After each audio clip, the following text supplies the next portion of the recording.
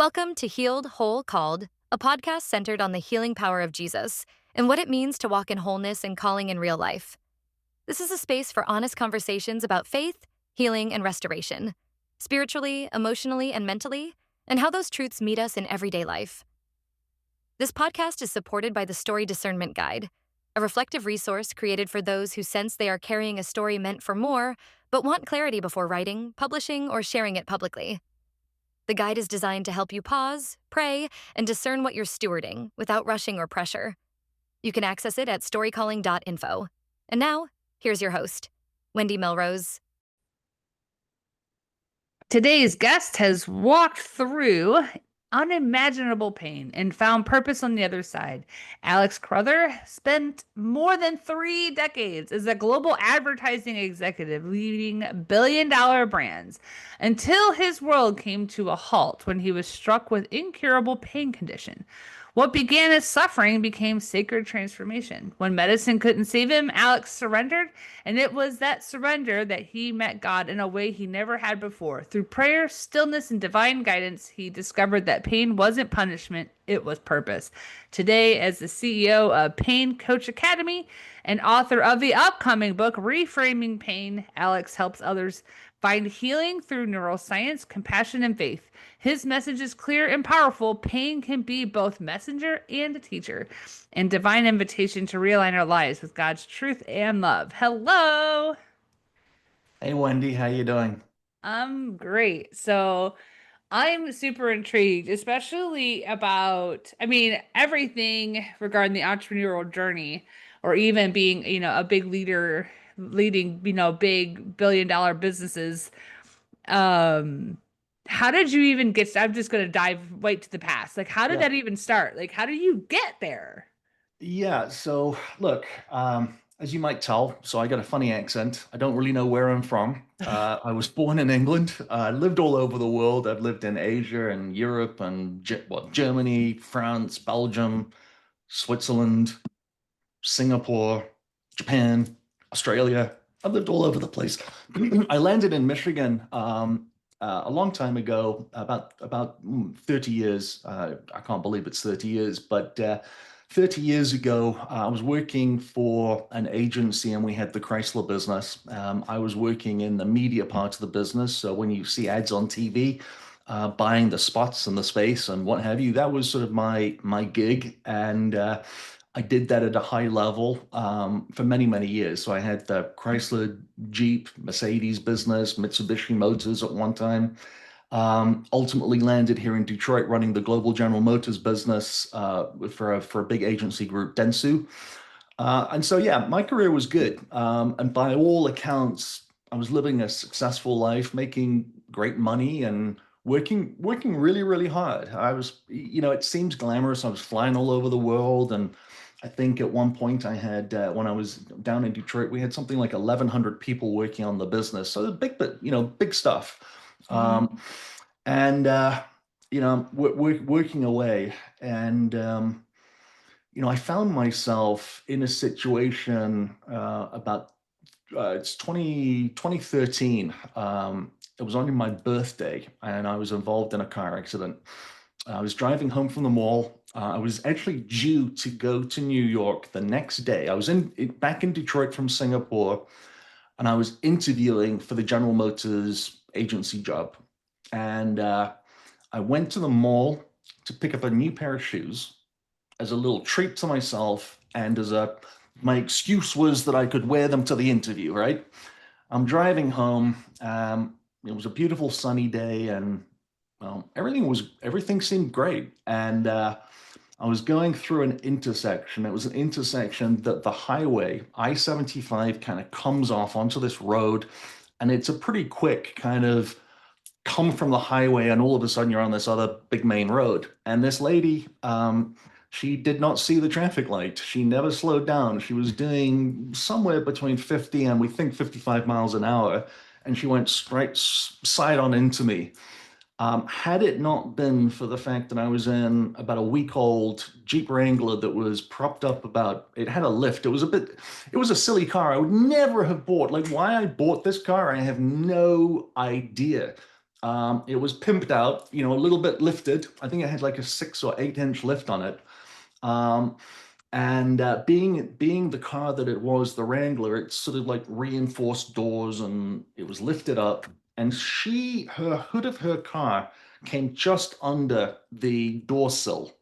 Thank God, because had that not happened, she would have kind of gone broadside into me and almost certainly would have killed me. But as it happened, the hood of her car went under that side, and it flipped me up in the air and rolled me, I don't know, 3, 4, 5 times until I hit a utility pole. And I was sort of like wedged up against that, and the car was upside down. And the EMS, there were a couple of people stopped, and they called it in as they believed it was a fatality. The car is a hot mess, and I need to pull up the pictures of that sometime. I don't. That gives me PTSD just looking at them. But I was like lying upside down in the car, and I was unconscious, and I think people thought I was just like dead because the car looked so awful.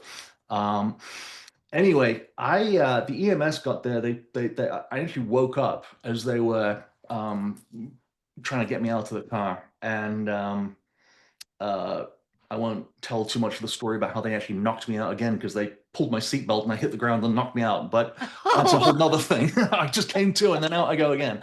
But Sorry. but I get to the hospital and you know, in fact, I was sitting on the ground by the accident. I'm like, oh my gosh, like I'm alive. And uh, I really, you know, I'm checking myself, and I had, you know, my hands were bleeding a little bit, and my hands did really hurt. My thumbs had both dislocated. I was holding the steering wheel in a bit of a funky way, and so both my thumbs dislocated and what have you. But I'm like, oh my gosh, I am alive. I'm in the hospital, and they do all the checking out. But I end up going home that night with my hands kind of bandaged up. And I sort of pleaded to be let go because I had this interview the next day. And that's where my brain was. My brain was always so in work. I was so kind of programmed for so many years that was the most important thing. And so I'm checking my email in the hospital, as you do, but with my fingers, not my thumbs, because they weren't working. And I go home, and I'm like, oh shoot, my new shoes. My new shoes, where are they? Well, they got spilled in the road. So I go to the police station and they get me my new shoes. And I was like acting like there was nothing wrong. And it was just kind of bizarre. Anyway, I go to New York. I'd sort of forgotten about everything until the HR director, who offered me the job there and then, shook my hand, and I'm like, oh my gosh, that hurts. A little reminder. Anyway, I go back in Michigan, and I go to see a hand doctor because I was told I would need some kind of something on my hands. We weren't sure what at that point, but it turned out I needed a surgery on both thumbs, or both thumb joints, and arthroplasty, where they take a tendon from somewhere else in the hand and they make a new joint, and wham bam, through the miracle of medicine, your thumbs work again. Well, we decided we'll do my left hand first because I'm right-handed. I'll get to see what this is like on my left hand before we mess around with my right. And so we did it. And I did that surgery whenever it was, 2013. And uh, it just took forever to get better. And I was constantly going back. Every week I was going back, and, you know, the cast is too tight, and I got an infection in where the pins were. And I'm back, you know, again before my next appointment, complaining and what have you. Just things weren't getting better. And eventually, a few months passed, and the cast is off, and I'm still in this terrible pain. The hand surgeon says, I don't know what to do. And he hands me off to the next person. I go see another hand surgeon, and it says, it doesn't make sense. It doesn't make sense. Nothing makes sense. Well, look, fast forward, because I could talk about, you know, the medical side forever. Fast forward, what happens is, for the next 10 years, I have this increasing pain, and no one knows what it is. It goes from my left hand to my right hand. So now I got both hands that feel like, to describe this pain, it feels like slamming, if you slam your hand in a door, not that instant shock, but it's the residual feeling that you feel 10 seconds later. The shock of the pain has kind of settled in, but now you've got this, like you're trying to rub the pain away.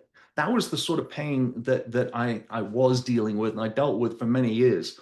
I had my left hand, then my right hand, then it was my left shoulder, then it was my right shoulder, and then it progressed to other parts of my body. Well, through advocating for myself and my partner, my wife, who continued to battle for me, we just kept pressing forward and seeing whoever we could see, and eventually I got an appointment through a contact of mine with the head of the pain clinic at Henry Ford Hospital here in Detroit. And he did half a dozen tests. I went there for the day, and he concluded with two of his doctors that I had classic complex regional pain syndrome, CRPS. CRPS, I think it affects something like 200,000 people in this country, and it's predominantly female. I think it's like a 75-25 split male female. And it's got a horrible reputation. It's got a horrible nickname. I'm not even gonna say what its nickname is, but it does take you to a really dark place. Took me to the depths of sort of despair between not knowing what this was for so long, having it ultimately kind of take over my body, and then be told there's no cure, there's nothing we can do, we can manage it, we can mask it, try this, try that, take all sorts of pills, but eventually the pills are going to wear off and you have to take more and more and more. So you got really a choice of, feeling drunk or high, or, dealing with pain. And, then conversations about spinal cord stimulators and pain pumps. But again, all of these modalities, what they're designed to do is to sort of mute or mask the pain. They don't get to the root of it. And so, anyway, I always sit on this chair. You can see the chair behind me, right? Yeah. There's a little armchair right behind me. Now I don't know. Most of your viewers probably won't see that, but um, uh, that was the chair, and I deliberately keep it here in this room. That was the chair that I sat in, and I thought, I can't go on like this. I've got to be done. Now, anybody that's feeling like that, called the 988 suicide line, but I got to that place where, I'd lived a life of, um, I'd lived a life of some degree of success, I suppose, or what I thought was success. And I sort of got a nice house, and I got a nice yard, and I've got nice dogs, and I got nice children, I got a nice spouse, and my life is good. Yet I'm sat in a chair, I'm in a blanket, and I'm miserable, and I hurt all of the time. I can't sleep. I would never sleep for more than maybe 40 minutes without waking up. And lack of sleep makes things worse. My mood would make things worse. Emotions make things worse. Like, it was just this vicious cycle of just darkness. And I wanted to be done. I wanted to be done, and I wanted to just stop. I wanted to close my eyes and for the lights to go out.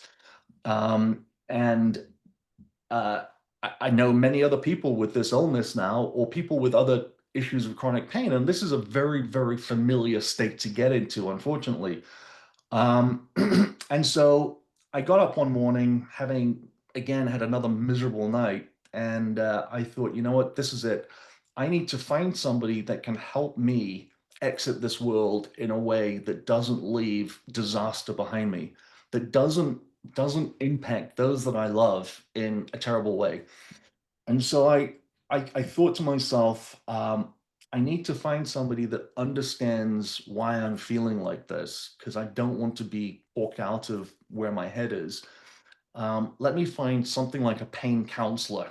And so typing in Google search, I think it was pain counselor that I typed in. And when I did that, I came up very quickly with this person. This person's name came up, and it said pain coach. And I'm like, pain coach? What's a pain coach? I'd never heard of a pain coach. I'd seen so many people, Wendy. Countless. I can't tell you how many hours and weeks and days I'd spent in doctor's offices, and no one had ever said pain coach. I'm like, oh, pain coach. So I clicked on the button and I spoke to somebody. I spoke to actually, it was so early in the morning that the call rolled over to the CEO's number for this big business. And she answered and she took the time to explain what this pain coaching thing was. And she got me set up with my pain coach, amazing person called Jareen, who is now the dearest friend of mine. Jareen, I spoke to, I think it was the very next morning. I don't think I could talk to that same day, but it was certainly by the very next day. And so I was holding hope for that.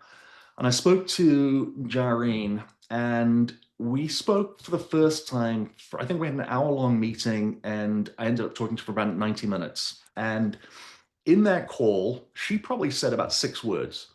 But what was amazing about that call is it was the first time somebody other than my wife had heard my story from beginning to end in all its detail, and not only listened and heard, they understood and they cared, and there was just a lot of heart in that moment. Being heard, being seen, feeling like a whole person for once, it gives me goosebumps actually just thinking about it, because it was such a special moment. I think I was seeing Jareen 3 times a week at that point. To begin with, I was seeing him very, very regularly. And one of the first things that she does or did, which I now know is part of pain coaching, is she explained pain neuroscience. Basically, what pain neuroscience is, how does pain work? Very, very simple. And pain's not that complicated to really understand. But at its heart, what happens when you have pain that goes from being acute to chronic? Acute is you stub your toe or you break your toe and the tissue needs to heal. Acute is anywhere from 3 to 6 months, depending on the injury. But once you pass that 6 month period, you turn into chronic pain. Well, what happens in the brain is just as you're learning to play the piano or learn a language or something like that, we get good through practice because those brain pathways get stronger and stronger. The more you do something, the stronger those connections become. And this is exactly what happens with pain. Through this wonderful thing called neuroplasty, the brain can learn things, and it learns pain. It learns this thing called pain. Pain's an amazing thing. Pain's a wonderful thing. If we didn't have pain, there are some people that don't experience pain, and those people don't tend to live for very long. We need pain. We need to know that when we cut our foot or break our ankle or touch a hot stove, that we need to stop doing it. That's terrific. But when pain persists, it becomes a problem. And the reason it will persist is because those neural pathways have become so strong and so tightly connected. And so, so she's explaining all of this stuff, and I start to learn pain, and I'm like, oh, so I don't need to be worried about MS like I was told maybe I had, or I don't have to worry. I mean, at one point I was told I maybe was HIV positive. This was just a doctor saying, well, maybe it's HIV. Let's give you a test for that. And I'm like, oh my God. They'll just throw out these things, and then it's more panic and more fear. Um, you know, pain, pain shows up. Pain is fear. Pain is your body holding fear. Mm-hmm. And so, part of the process that a coach goes through is to explain this pain neuroscience. And again, many, many studies show that just talking to somebody with pain about pain neuroscience can bring the pain experience down by a couple of points. Wow. Literally, there are studies that show a 15-minute conversation with someone about how pain in the brain works can reduce pain by a couple of points. And that's Hmm. fairly staggering. So instantly, within the first week of talking to Jareen, I'm starting to feel kind of like the pressure valve lift just a little bit in little baby increments of like, okay, that's interesting. That's good. And she knew pretty quickly that I was a voracious reader. I've always been a big reader and I enjoy reading and I find it very relaxing, I suppose. Hmm. So what's really cool again with pain coaching is everybody is different. No two people are the same, Wendy. You and I, our pain experience is going to be very, very different. Even if we have the same illness, we're going to experience it differently. And Jareen knew that reading for me, she figured it out very, very quickly that reading for me was going to be helpful. And so she was constantly like, here's a link for this book, and let me send you that book, and here, read this article. Anyway, we go on and we have more and more meetings, and she explains other things, and we do somatic exercises. She encourages me to learn to meditate. I meditated this morning before we met. I meditated this morning for 45 minutes. I typically meditate for about 90 minutes a day. So I learned to meditate. I did a breathing exercise before we got on here. Um, there's all sorts of things that throughout my day I have learned as habits, things to do to calm my central nervous system. Hmm. So again, there's no incredible sort of magic thing. It's an assembly, it's a toolbox of things, little things that work to help manage and bring down that pain experience. And I guess, the most important message is just as your brain can learn pain through neuroplasty, the brain can unlearn pain and learn safety. Hmm. So you'll find me, you might find me seeing me like stroking my hand, or even rubbing my eyebrow, or any number of weird, strange things. Or I'll sit here and say, if you're talking to me about pain, your pain experience, or somebody that I'm working with who's maybe got a pain experience, I'll remind myself, or maybe I'll have a post-it note that says, "Wendy's pain is not my experience," just as a Hmm. little reminder. So there's many things that we do, um, but ultimately, a coach, a pain coach, is somebody that walks beside you on this journey of relearning safety. And I'm not pain free by any sense of the word, but I have reclaimed my agency. I know what is wrong with me. I know now these tools. I mean, my pain level is absolutely lower than it once was, but I also now have these tools in my arsenal that a coach will teach their client, not their patient, their client. They'll teach their client these tools that again help you manage your pain, and safety. And so I don't know. I went way off your question, No, it for was the perfect. reservation, but It was absolutely perfect. And my brain is like thinking of different people. I'm like, is there anybody that I know that's going through chronic pain? And one of my clients is a veteran, yep, and half his skull was blown off in yep, 2004, right? yep. And he has lived in perpetual pain for 21 years. Mhm. I'm sure he's never heard, nor has the VA told anyone about a pain coach. No, absolutely not. He probably hasn't. So we see a lot of veterans. We've actually just signed up a veteran to do pain coach training. Oh, good. Just coming up. I mean, this is a fantastic. Um, I do want to make sure we talk about pain coaching as a career as well as a modality for healing. And so I'll hold that. But yeah, I mean, look, point him our way, because coaching, he will never be pain free. Like, it's a fact, and that's that. It's an unfortunate thing. Well, maybe he will, and I hold great hope that he will be pain free. But there are many things that happen to us that mean that there's going to be pain in the body. But what we can do is we can lower that pain experience by him understanding the what and the why of the pain, and by him understanding the tools and the ways that he can calm his central nervous system. If I get startled, I have a horrible startle reflex. For whatever reason, it's my physiology. It was the way I was brought up. It's trauma in your life that's happened. Really, really loud, sharp noises can put me into a pain flare. Really strong scents can put me in a pain flare. All sorts of things that probably sound familiar to him. But what there's things that we can do that he will learn through walking with a coach that will help him lower his experience with pain and give him the tools to be able to manage this experience himself better. And so, yeah, I'm sure he's never heard of it either.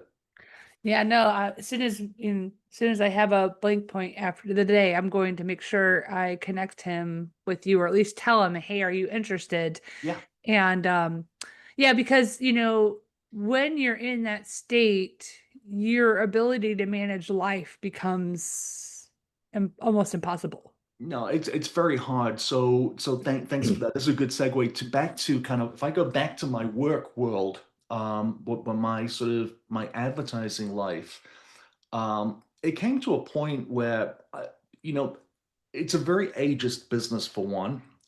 Many businesses are, unfortunately, but I got to a point where I was faking it. Nobody at work knew that I had this chronic pain illness for like until my last year of work. I decided at one point I would not hide this any longer. It was my last year. I told my employer that I needed to go to, I'd been invited to a famous hospital for a trial. And I said, I might need 2 weeks. I don't know when it's going to be yet. Uh, it was 22 hours, and I received a letter saying, you know what, thanks very much. We're done. And, you Wait, know, wait, wait, wait, wait. Your employer said that? yeah, After yep. how many years did you work with him? For them, I hadn't, I mean, I Well, that had was the New moved. York job, wasn't it? No, this was a different job. This was Oh, not, fortunately, it was not them. It was a business that wasn't far from me here. I taken a little bit of a change and worked for a slightly smaller company. I wanted to see if I could replicate what I was doing at the big companies with a smaller business, a uh-huh. regional business. And I was there and we'd had some success. We won all sorts of business and they were doing pretty good. They had their best year in 33 years, Yeah. thanks to couple of pieces of business I brought in for them. And then I let them know I needed to go. They had the bugaboo. They got afraid that this guy who would have been quite expensive on their books was going to take long-term disability or something. And yeah, within 24 hours, I got booted. And Wow. yeah, there was a legal letter and whatever else. And I'm not supposed to talk about this, but the We reality don't know who it is, is. We're just like, talking about yeah, it some doesn't rando. matter. But Yeah. but you know what? This stuff happens all of the time. And so my biggest fear of disclosing an illness caused me a problem. In another situation, I had been being headhunted. I was being recruited for a big job, and I was the number one candidate. Hmm. I was told I was the number one candidate, and then they did the little, HR checks and balances in the background, and then they found out through a Facebook post that I had a chronic pain illness. Do you think they hired me? That no. No. All Well, of a it's sudden, I was interesting that ghosted. you say that. I know several people who struggle with lupus, Yeah, which has its flare-ups and severe pain and all the different things, which I need to probably make some posts and text messages about this pain coach thing because and it's terrible because anyone who doesn't live with the pain has no clue, literally cannot wrap their heads around. It's like saying I understand what it's like to be in a wheelchair because I spent the day at a local theme park using an ECV to get yeah. around. Well, I No, got perspective, but it's yeah, not the same at all. I'm glad you said that because pain is a funny thing. There's not a human that hasn't experienced pain. Everybody's experienced pain, right? Right. Everybody's experienced pain, and this is a very frustrating thing because everybody, if you live with chronic pain, everybody will say, "Well, have you tried this? And have you tried that? And have you done this? And have you done that?" And oh, when I had, my father-in-law was the best at this. He would always tell us that, he hurt his back once, and so he knows what it's like. Well, you know what? Hurting your back once or twisting your ankle, breaking your ankle is very different to literally spending every moment of every day living with a chronic illness of some Yeah. sort. I mean, there are so many things that we were just talking about this in a class last night. Loss and grief. I just did a talk about loss and grief, and it's really interesting. I mean, I lost a lot of things. My hobby at one point was cycling. I would cycle, 500 miles in a weekend and do these crazy things. And I haven't got my bikes are still in the garage. I'm never going to ride my bikes again. Maybe I will. I don't know. But it hurts my hands to ride a bike. I love to cook, and I developed this illness called gastroparesis, which is part of this illness. If you've had it for a long time, my stomach just stops working. It just, Mm. I'll eat a meal and then it'll just stop, won't do anything. And so I used to cook. Now I'll spend, I waste all this time cooking something, I'll eat it and then I'll throw up. There's not much fun in that. So I stopped cooking. Um, but look, the fact is, so I was faking my illness at work until I wasn't, and then it caught up with me. So I learned that lesson: don't disclose your illness. Um, and That's no way to live, because what was happening is I would sit at work and I'd be smiling and I'd be nice and don't be grumpy, can't be grumpy, and you've got to be a certain, like, you need to be a normal human being at work. And and so I would come home literally exhausted from one, a busy day, but more than that, faking my pain. And Hmm. I would change my routine is come in the garage, stop at the bathroom, take off my work clothes, put on my comfy clothes, and sit down in a chair. And within 10 minutes, I was out. I was passed out through absolute sheer exhaustion. Then I'd eat something and I'd go to bed. And my life became just this miserable, non-living thing. And it was just Mm. awful.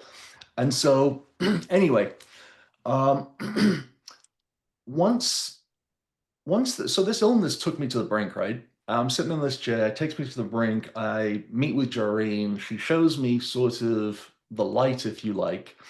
And incrementally, I start to just feel a little bit better, to the point where I can function realistically, so I can function. And I start I start to have this awakening of sorts. And the awakening um, was one that when I look back on my life and I look back at my career and certain events that had happened to me, it was as if I had always been sort of being almost like pushed off of this journey that I was on, this work journey that I was on.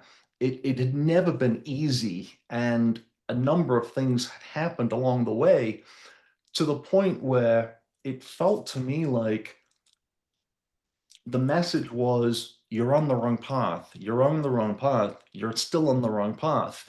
And I was finally given something that I could no longer not pay attention to. Mm. Um, and the message to me has been so loud and so clear that now that I'm doing work, the minute I started doing work that was in service of others, my pain came down again. And it Wow. becomes so quiet, to the point that, I can sit at my desk for 12 hours a day, whether it's, sending an email to someone about a pain course, or booking a call with you, or whatever it is, and my pain will just sort of mute and go into the background, because it was a gift. It was a gift of by me being in service of others, by me helping and healing others. It was the message of, come on, like it's just pulled me in this direction. And it's really been just an incredible thing that I've learned to heal myself, but there's massive healing in helping other people too. Mm. And again, there's all sorts of studies on this. I've done a ton of research for this book, and there's countless studies that talk about it doesn't matter whether you're helping somebody in the food kitchen, the soup kitchen, or helping somebody in the way that I am, that if you are living with a chronic pain condition, if you do something in service of someone else, you will feel better. It's just it's biology and chemistry. It's just a really, really powerful thing.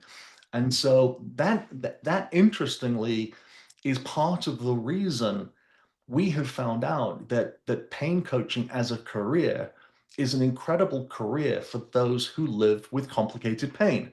So Mm. this is a career that you can do. So it's a, if you become a pain coach, it's a board certified by the NBHWC, the National Board of Health and Wellness Coaches, certify it. There's an exam that we prep people for. And so you take this exam. You need to either have an associate's degree or 4,000 hours of work experience, which is the equivalent of about 2 years. And, many people have that, of course, a couple of years worth of work experience. So the bar is not terribly high to be able to qualify to take the exam. You got to take our course and then you got to take the exam. And then you need to do some practice hours and this, that, and the other. But what's really amazing about this as a career, Wendy, is we can sit at home, we can build a schedule that works for us, we can take a nap in the afternoon if we need to, if that's part of your need, or we can take a walk outside if that's what you need, or we can meditate like I need to at points in the day. But what's really cool about it is you get to connect with other people where you're giving them tools and information all day long that not only is helping them, it's helping you. Mm. And so it becomes this, reciprocal, really healthy healing environment. And so probably I'm thinking of the class we've got running right now, I would say 2/3 of those people that are training to be a pain coach have a complicated or chronic pain condition themselves.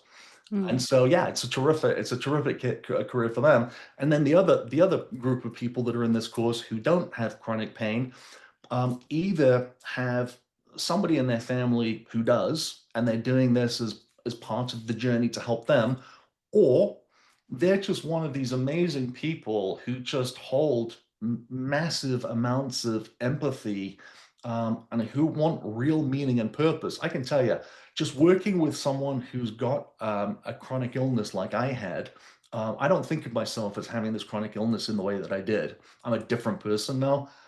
Um, to meet with someone who's wrapped up in the blanket in that chair and give them these tools over, 3, 4, 5, 6, 7 months and get them to a point where they're able to maybe get back out on a bicycle or get another job again or what have you. But to see someone transition from a chair and a life of misery and honestly wanting to not be here on this earth to being able to thrive again, it's the most, I mean, like, what better thing? What a gift. What a gift to give, but what a gift to get. And so, look, that's why I'm here. I could go back to my advertising world and I could make lovely money and the world would be fantastic. But my role, I know I'd get sick again, but I know that now my responsibility is to make as much noise as I can about this thing called pain coaching. One, as a modality for healing, but two, as a career for people that maybe have lost their jobs and maybe want another option that can continue to, one, put some money in their pocket, but also help them to continue to heal. So it's a fantastic thing, and that's what I'm here for. And I've written this book. I wrote the book, Reframing Pain, Understanding Pain in Everyday Terms. I wrote it as a book that I would want to read. It was the book I wanted. It was the book I kind of was searching for when I found that I was ill, and I wanted to understand in uh, understandable terms. I mean, I got tons of books here, but they're like really complicated. If you got a brain that's fuzzy on medication, and if you got a brain that's distracted by pain, they're really hard to read. And so I tried to write a book that, one, explained pain in the brain and how it's working in very easy to digest language. And then I talk a little bit about some of the tools that you can put in place, and the tips and the tricks. Then I talk about pain coaching as a modality and how you might find a coach and this, that, and the other. And then very quickly at the back of the book, I talk about how you can become a pain coach. And so that's what I threw that together. If anybody wants to go to the paincoachacademy.com website, they can find a tab on the navigation bar. They'll find how to find a coach. And they'll also find a box that is offering this book as an ebook. I haven't got it published on Amazon yet, but I will. But right now you can download it as an ebook.